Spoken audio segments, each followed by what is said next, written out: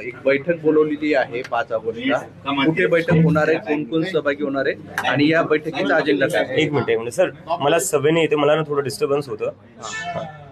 5 तारखेला जी बैठक बोलवली, या बैठकीला कोण कोण असणार आहे, काय अजेंडा असणार आहे आणि कुठे होणार आहे? बैठक इथंच माझ्या घरी होणार आहे 5 तारखेची, आणि त्यात आमचे स्पोक्सपर्सन्स येतील आणि अजून काही कोर टीम मेंबर्स येतील ज्यांनी आम्हाला प्रोटेस्ट मॅनेज करण्यात खूप मदत केली होती. आणि त्यामध्ये आम्ही डिस्कस करू की पुढे जे CJPची मूव्हमेंट आहे ती पुढे कशी घेऊन जायची आणि आमचं जे संघटन आहे ते कसं बनवायचं. बरं, एक तक्रार करण्यात आलेली आहे तुमच्या वडिलांच्या संपत्तीबद्दल, त्यावर तुमचं काय म्हणणं आहे? मला वाटते तक्रार माझ्या एज्युकेशन क्वालिफिकेशन्सवर आहे की मी कसं बॉस्टनचा खर्च घेऊ शकलो, थोडं बॉस्टनचं शिक्षण घेऊ शकलो. त्यावर माझं असं म्हणणं आहे की मी माझं स्कॉलरशिप लेटर आणि एज्युकेशन लोनचं लेटर दाखवायला तयार आहे. पंतप्रधानांनी सुद्धा त्यांची डिग्री आहे ती दाखवावी, सार्वजनिक करावी. त्यांनी त्यांची डिग्री सार्वजनिक केली तर मी लगेच माझं स्कॉलरशिप लेटर आणि एज्युकेशन लेटर माझ्या डिग्रीसोबत सार्वजनिक करायला तयार आहे. पण आता हे घरापर्यंत येतं म्हणजे हे एवढा मोठा सामना करावा लागतो आता या सगळ्याचा? नाही, येऊ द्या ना, घरापर्यंत येऊ द्या. जी चौकशी करायची आहे करून घ्या. आपल्याला माहिती आहे या देशात आपण जेव्हा जेव्हा या सरकारच्या विरोधात बोलतो, मी काय पहिला व्यक्ती नाही आहे ज्याच्यासोबत असं होतंय. जेव्हा जेव्हा ज्यांनी या सरकारच्या विरोधात आवाज उठवला आहे, त्यांना प्रश्न विचारले, हे लोक सगळ्यात पहिली गोष्ट तेच करतात, ED CBI पाठवणं सुरू करतात. पाठवून द्या, तुमची ED पाठवा, तुमची CBI पाठवा. पण जसं की मी म्हणलं, मी माझं एज्युकेशन लोनचं लेटर दाखवायला तयार आहे, मी माझं स्कॉलरशिपचं लेटर दाखवायला तयार आहे.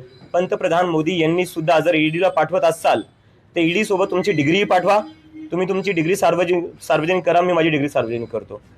झारखंडच्या विद्यार्थ्यांनी तुमच्याशी संपर्क साधला आहे, त्यांच्याकडे देखील पेपर फुटला आहे. तुमची काय भूमिका असणार आहे? आता पुढचं मिशन झारखंड असेल का? झारखंडच्या विद्यार्थ्यांसोबत जे आंदोलन करत आहे त्यांच्याशी माझं काल रात्री बोलणं झालेलं आहे आणि मी त्यांना सांगितलं आहे की कॉक्रोच जनता पार्टी पूर्णपणे त्यांच्यासोबत आहे आणि त्यांनी जोपर्यंत त्यांच्या मागण्या पूर्ण होत नाही तोपर्यंत अजिबात मागे सरकू नाही.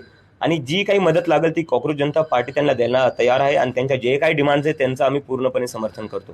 परवा तुमची कोर कमिटीची बैठक पार पडते संभाजीनगरमध्ये, काय नेमका त्यामागचा अजेंडा असणार आहे, काय भूमिका त्यानंतर घेणार आहे? अजेंडा ठरवण्यासाठीच आम्ही ही कोर कमिटीची मीटिंग बोलवली आहे आणि तिथं आम्ही आमचं ऑर्गनायझेशन एक्सपान्शनवर डिस्कस करणार आहे आणि कॉक्रोच जनता पार्टी पुढे कोणते काय मुद्दे उचलू शकते, कशा प्रकारे पुढे जाऊ शकते देशभरात, त्यासाठी आम्ही ती मीटिंग बोलवलेली आहे.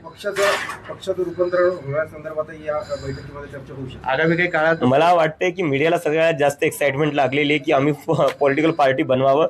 यावरूनच मला कळतं की जेवढ्याही पॉलिटिकल पार्टीवर आहेत तिथं कुठं ना कुठं तुम्ही सगळे डिसअपॉइंटेड आहेत त्यांच्यासोबत.